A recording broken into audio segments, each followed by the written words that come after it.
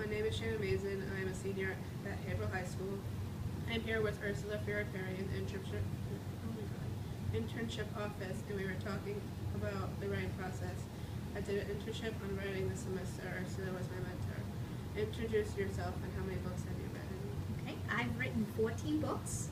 My name is Ursula Furi-Perry, and I am an attorney and a professor at the Massachusetts School of Law at Andover, where I direct their academic support program. How did you get into writing? What style of writing are your books that you're writing? My books are all nonfiction at this point, and they're mostly about the law and legal issues and the legal process. I just started to write books for children. My first couple of books for children were just published, but all of my other books are for adults. And I got into the writing process by writing articles. I had written for about 20 or 30 different national and regional magazines and newspapers, and from one of my columns, I had been writing about legal jobs and careers for non-lawyers. And from that column, I had an idea to put together a book about 50 of those careers, and that was my first book. And from there, I started to really enjoy writing books, and have been doing it for the past 7 or 8 years ever since. What are the basic steps to getting your book published? So it depends on whether you're writing fiction or nonfiction. If you're interested in writing a fiction book, you would want to write the entire book before you approach a publisher or an editor. You would want to send the publisher your first chapter and a quick overview of the book. And if they like that chapter, they're going to be coming back to you and asking you for the entire book.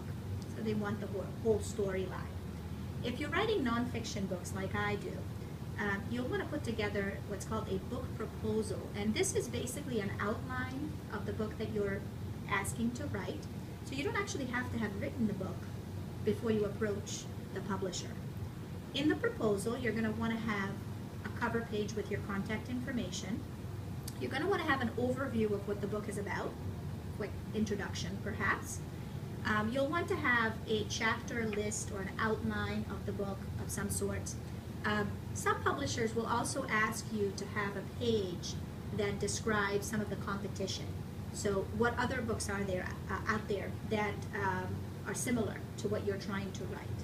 You know, maybe go on Amazon and find 5 comparable books, and then say how your book is going to be different. You know, mine's different because perhaps it's a different perspective, perhaps it includes additional information that's not in those other 5 books, and so forth. Some publishers will also want to see how you propose to market the book. What are you going to do to make sure that the book sells? And then you're going to want a sample chapter. Just one chapter will do it. You don't have to write anything else for a nonfiction book. And then a page about yourself, who you are, and why you'd like to write this book. And you would send that out to a publisher. Many publishers work directly with the writer. Some publishers will want you to have what's called a literary agent who represent your work. But for many publishers, you don't need that. You can go directly to them. What is the most important piece of advice you can give to an aspiring writer? The most important piece of advice, I actually have 3 things to say, threefold. First of all, read a lot. You know, when you're reading a lot, you start to see other writers' styles. You start to see what you prefer, what you don't like, what works well with your writing style. Second, write a lot.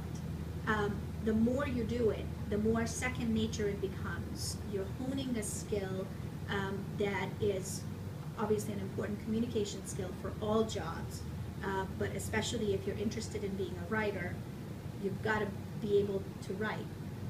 And third, write what you know. This is a piece of advice that most authors will give you. You hear it all the time if you're interested in becoming a writer, but it's really good advice. When you write something that you don't know, it becomes forced. You have to do double the amount of work, if not more than that, because you don't know what you're talking about, what you're writing about. So write what you know.